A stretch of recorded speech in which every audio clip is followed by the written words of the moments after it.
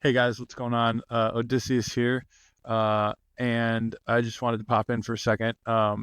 In the first time I put this out, there was a little some audio missing, and listener Clotilde, whose name I got horribly wrong when I called her Claudia a couple episodes ago or episode ago, um, uh, reached out and let us know. I just wanted to say thank you very, very much. So I added that back in, and good looking out. Um, all right. Enjoy the episode, guys. And thank you again to Clotilde. You are awesome. See ya.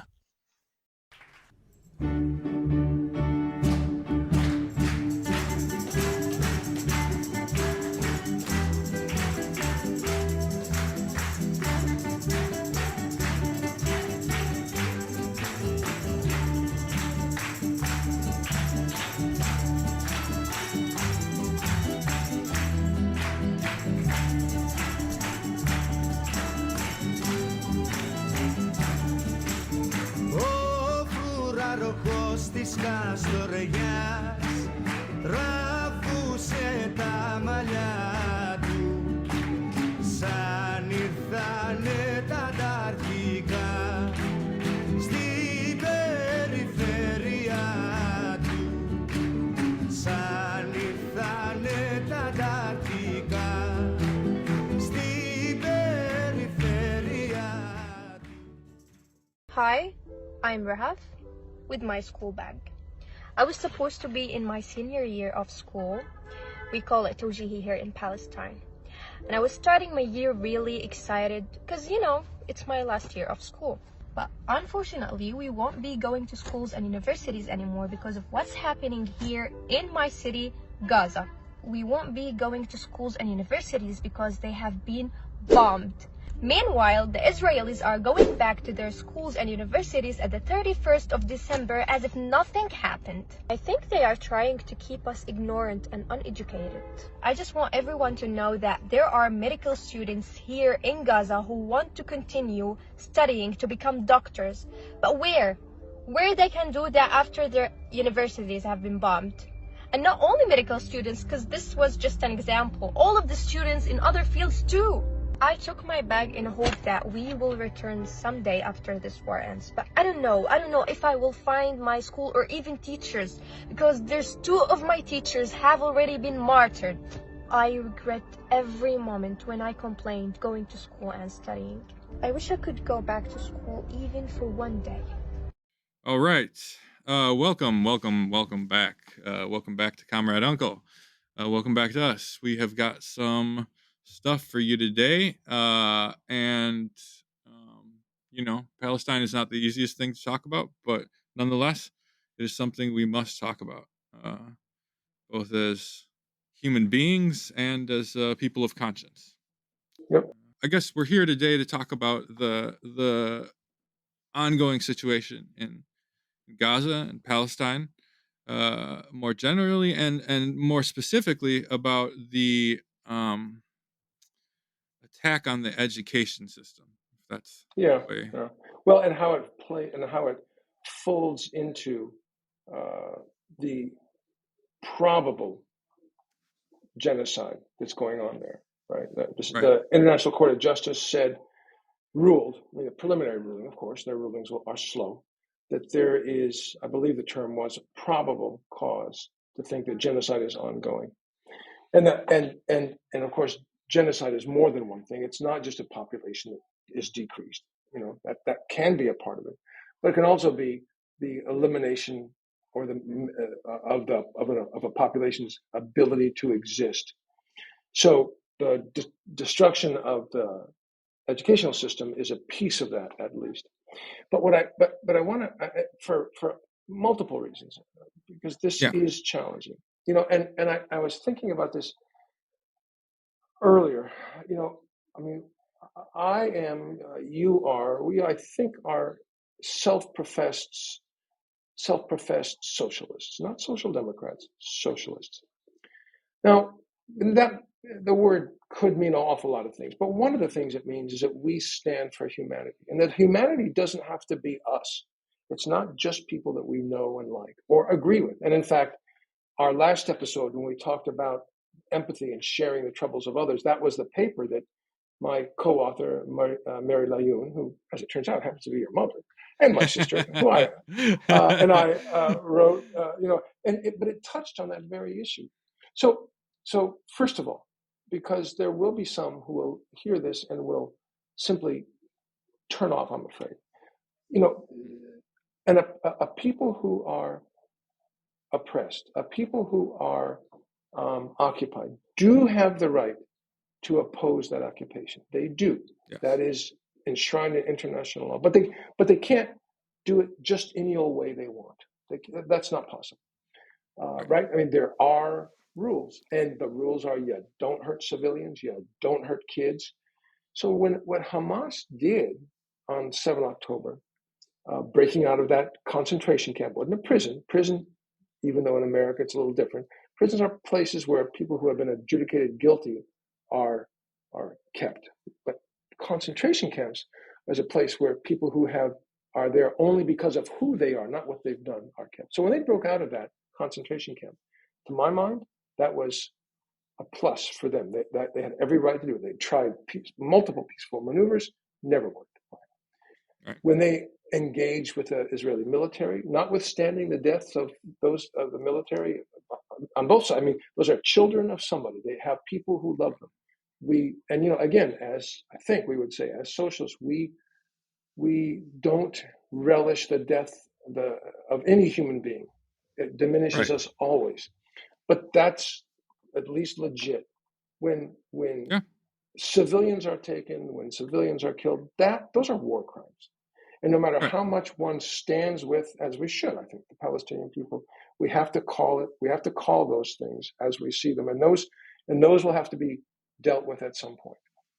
Having said that, though, the perpetrating a war crime, doesn't give the perpetrator upon whom it was perpetrated the right to perpetrate genocide. And what the International Court of Justice has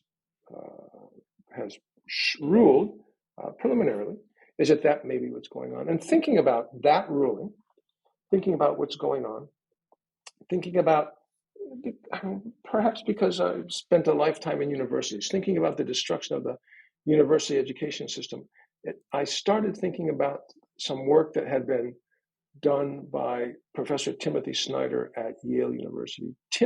I say Tim, it's like I don't know him, but I've listened to him. I've read his books. He's a pretty remarkable guy in my book. He is a professor of history at Yale, and he's written a number of books, not the least of which is Bloodlands and Black Earth. And in these, he talks about the destruction that fascism wrought on the Jewish people and on the countries that the fascists went through. But what's intriguing about this is he talks about Poland and Hitler's plan for Poland. Hitler basically wanted to take Poland and argued that Poland was really not even a country. The people weren't even a people. That was what gave him the right to take that place. But of course, there was Polish history, there was Polish intelligentsia, there were Polish universities, there were impressive places, there were Polish musicians. He had somehow to eliminate that reality if he was going to argue that Poles should be, as he did argue, by the way, that should be educated in pidgin German so they could be good servants to the German master race. And so Tim Snyder writes about Hitler's thinking about this, and I think it is worth commenting on in the context of what we're seeing here. And so, if I may, this is in Snyder's book, Bloodlands, page 126. And he comments, and there's multiple little pieces I want to read, but let me just start with this. He comments that it was in Poland that the Einsatzgruppen, this is the specialized killing groups of the German army, were to fulfill their mission as, quote, ideological soldiers, unquote, by eliminating the educated classes of a defeated enemy. Open bracket, they were, in some sense, killing their peers. 15 of the 25 Einsatz group and Einsatz commando commanders had doctorates, close bracket, close quote. In Operation Tannenberg, that was the operation to eliminate the intelligentsia of Poland, the German operation. In Operation Tannenberg, Heydrich was Hitler's man in Poland, wanted the Einsatzgruppen to render, quote, the upper levels of society, unquote, harmless by murdering 61,000 Polish citizens. As Hitler put it, only a nation whose upper levels are destroyed can be pushed into the ranks of slavery. The ultimate goal of this decapitation project was to, quote, destroy Poland, unquote, as a functioning society. By killing the most accomplished Poles, the Einsatzgruppen were to make Poland resemble the German racist fantasy of the country and leave the society incapable of resisting German rule. So that gives us one idea. Sounds familiar. Sounds familiar. Right. Book burning. And then this is still in the same book, Bloodlands, a little further on, talking about the destruction, or the beginning of the destruction of Jews. In Kozniensk, if I'm pronouncing that right, Orthodox Jews were forced to dance next to a pile of burning books and chant that, quote, the war is our fault, unquote. Now, the book burning, of course, we're seeing that in the United States, not in Gaza precisely, but the chants of captured Gazans, Palestinians, forced to chant, sing songs praising Israel and such, is terribly reminiscent of what happened. It sure is. It sure is. This is still Bloodlands, a little further on, section. Whereas the Germans preserved pre-war Polish Jewish elites, certainly initially, not ultimately, of course, choosing from among them a Judenrat to implement German policies in the ghetto, they tended to regard non-Jewish Polish elites as a political threat. In early 1940, Hitler came to the conclusion that the more dangerous Poles in the general government should simply be executed. He told Frank, this Frank is the governor general of what was called the general government, this big chunk of Poland. He told Frank that Polish, quote, leadership elements, unquote, had to be, quote, eliminated, unquote. Frank drew up a list of groups to be destroyed that was very similar to that of Operation Tannenberg: the educated, the clergy, the politically active.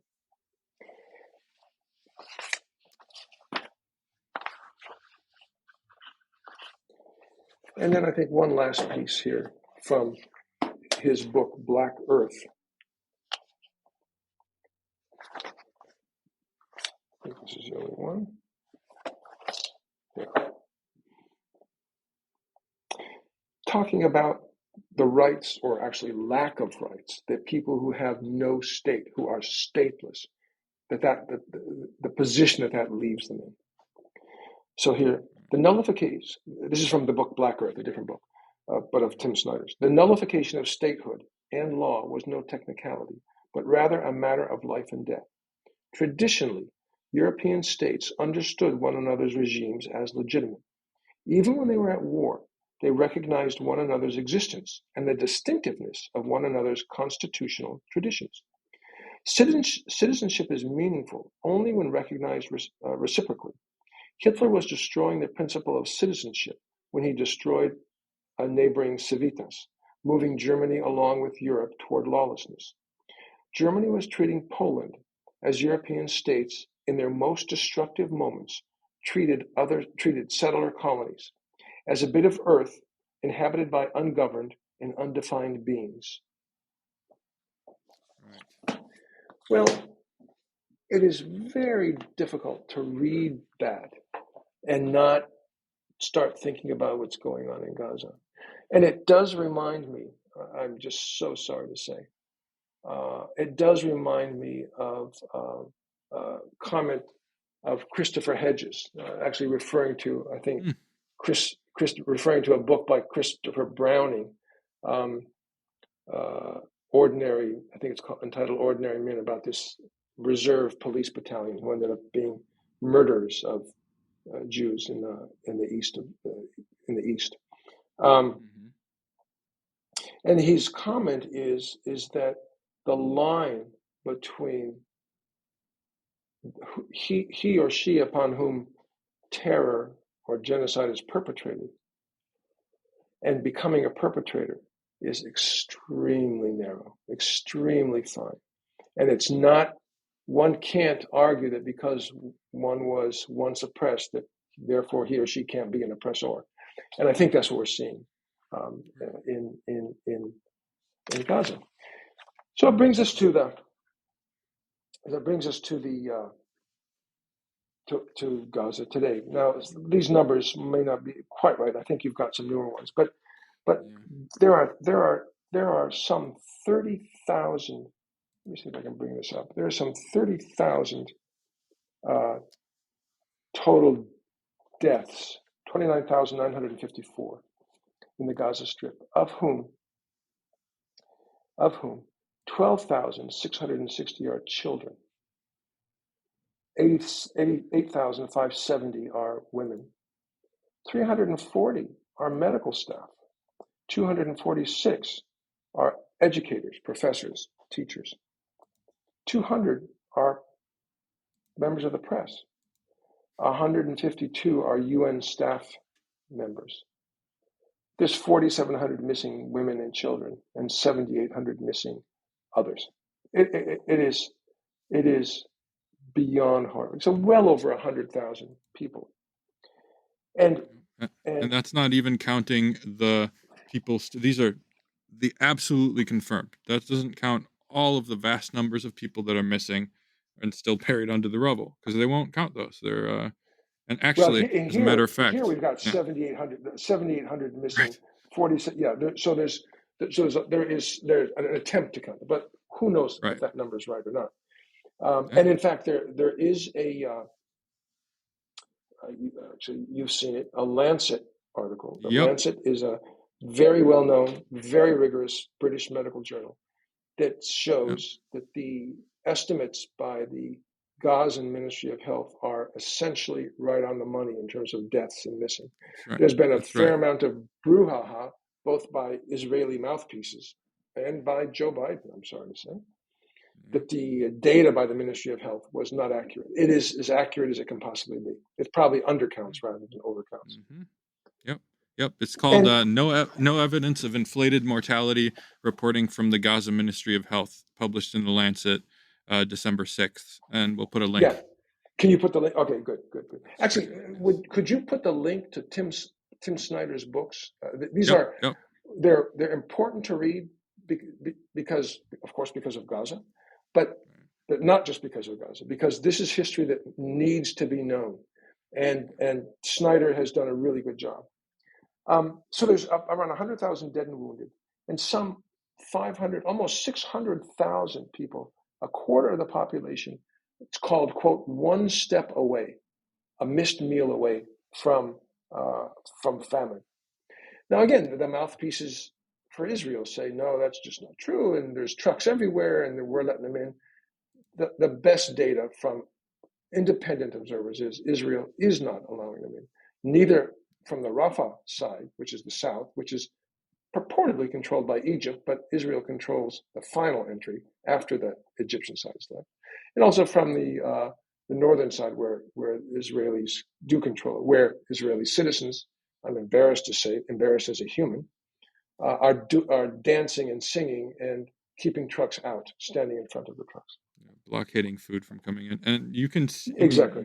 Both we have reliable sources that have been empirically proven to be true, and also, I mean, you can go on Instagram, check out Eye on Palestine. You can see it happening in front of you.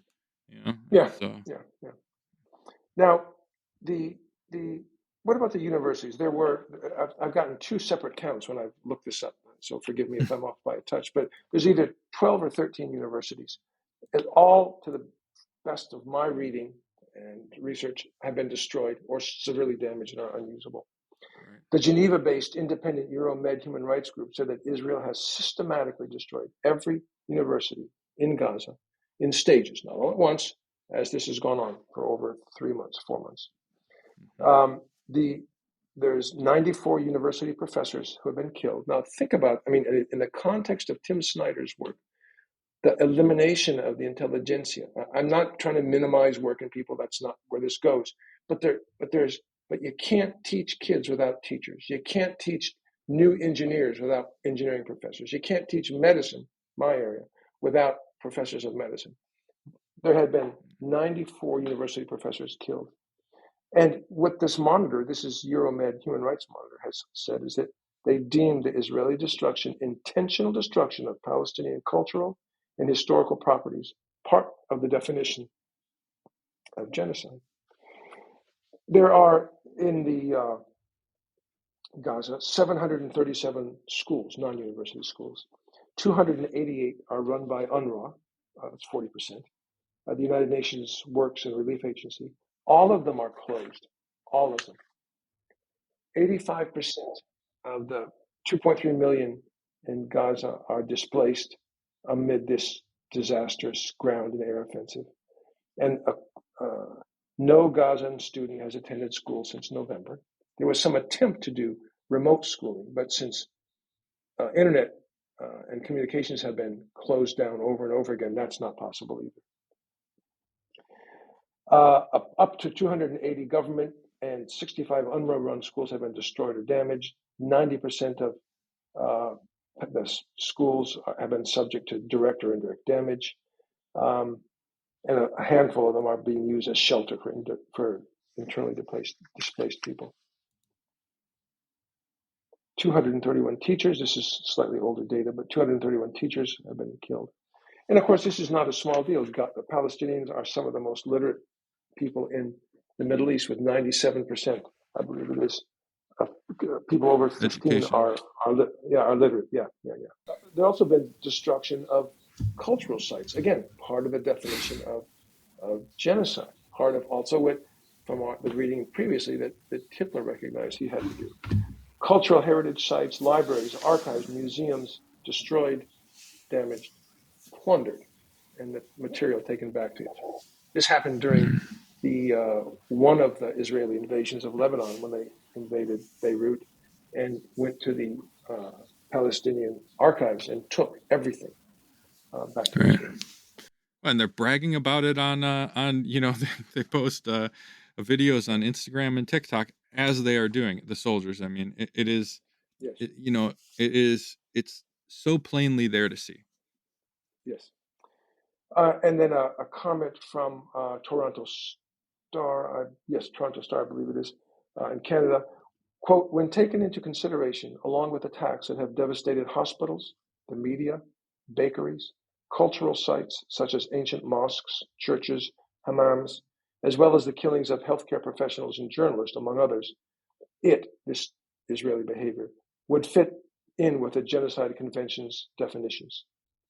And this is simple. Article 2 of the Convention on the Prevention and Punishment of the Crime of Genocide includes, quote, deliberately inflicting on the group conditions of life calculated to bring about its physical destruction in whole or in part. How would this be remedied, even if the Israelis pulled out tomorrow? This would be just a disaster, of course. It's been called scholasticide, a piece of genocide.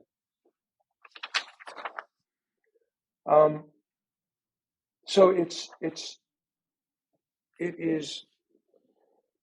I mean, I don't know how we can comment on this other than to say that genocide is being perpetrated, that our government is allowing it.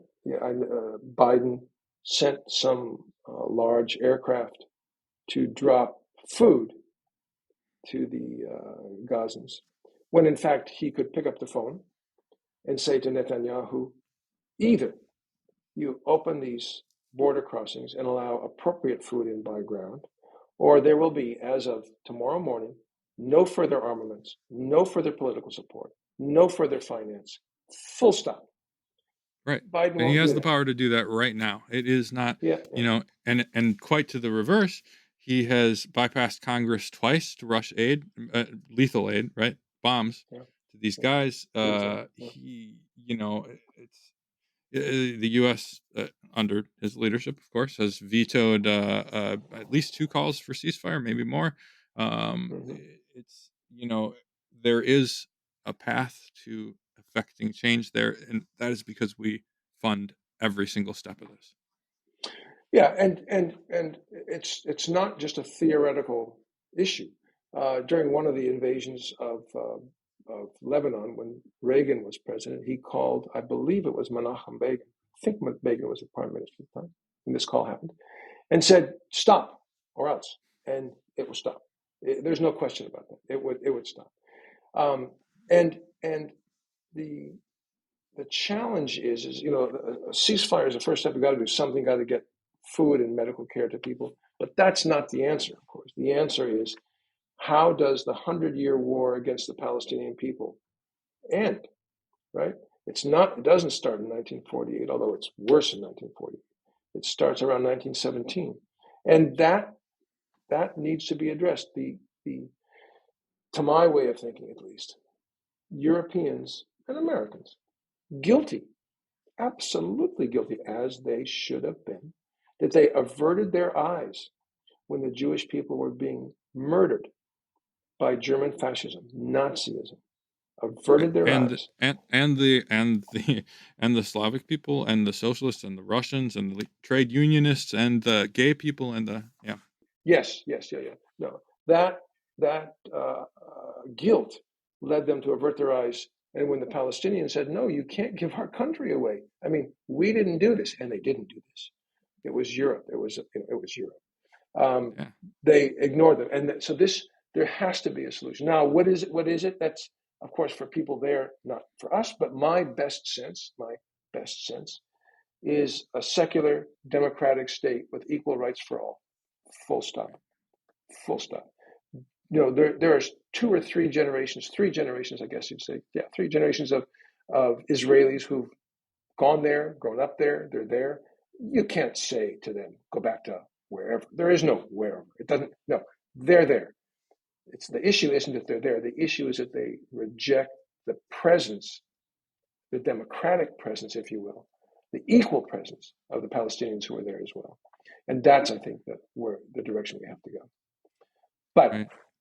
before we get there, we have to recognize what's going on. And I think part of the recognition is that what we've got going on in front of us is indeed a genocide. At least elements of that definition are met. Yeah. Regarding scholasticide, what what's the purpose? To put it plainly, why would they do this? If we were to sum it up in a, a sentence. I think Adolf Hitler said it best. I'm so sorry to say that, which is that's how you destroy a people's memory and history. Yes. And that's what they're doing. It's the reason why you destroy libraries, why you destroy archives, why you destroy. I mean, they have no yesterday, they have no tomorrow, they have no today. And to our fellow citizens, friends, maybe some, I don't know, who are just so off put by the 7th, but somehow not so off put by what's gone on ever since. I will remind them that as a I consider him a colleague. Professor Norman Finkelstein has said, Lovely guy. he's quite a guy, and he has said that there was a time when his mom was still alive, and he asked her. He said, you were in that concentration camp, and you knew that the Allies were massively bombing German cities, killing men, women, children. What did you think about that? I mean, innocents being killed. And his comment,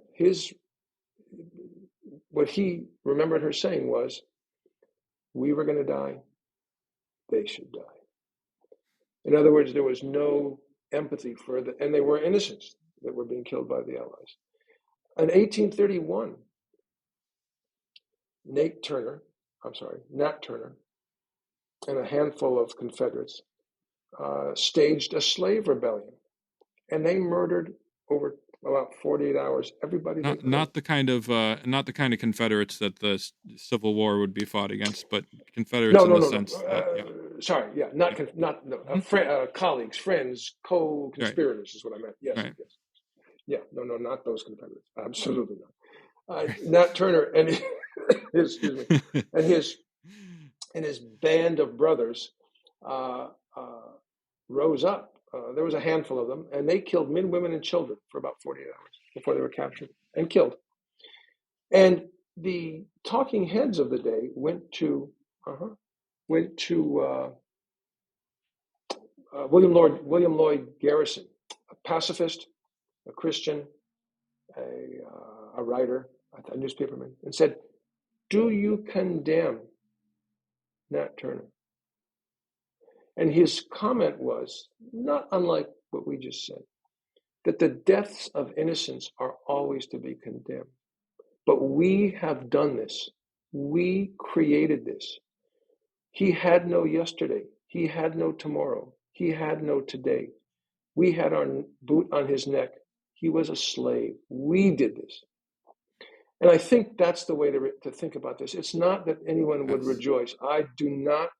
There are people in Israel that I consider my family. Now, some of them won't talk to me anymore because of my position, but they are still my family, and I love them.